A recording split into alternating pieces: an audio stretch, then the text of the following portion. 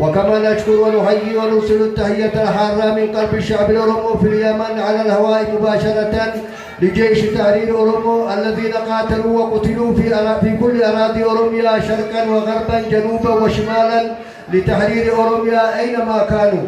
ونحن أي الشعب الأورومو الذين يعيشون في أرض اليمن نقول لكم نحن معكم بدمنا وبمالنا وبكل ما نستطيعون له بهم حتى نصل هدفنا الأخير، وهدفنا الأخير وهو الحرية الكاملة على وطننا الغالي بإذن الله تعالى.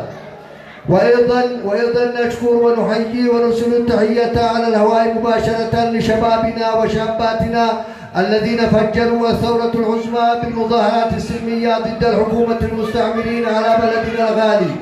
وهؤلاء الشباب والشابات قد دفعوا الثمن الغالي على هذا الوطن، وبعضهم استشهدوا على يد الحكومة الظالمة، وبعضهم أصبحوا معوقين في سجون هذه الحكومة المستعمرة، وبعضهم أجبروا الخروج من الوطن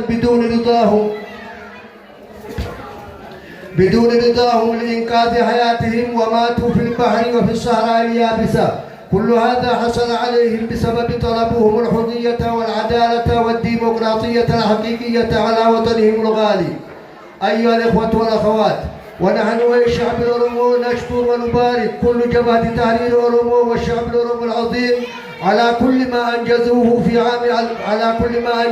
في عام 2019 ميلادية. ولو تحدثنا على سبيل المثال إن جبهة تحرير أورومو قد كان في هذا البلد تحت التحديات والضيوقات والصعوبات العظيم بالاعتقالات والتحديات في كل أراضي أوروميا، ولكن مع كل هذا قد أنجزوا في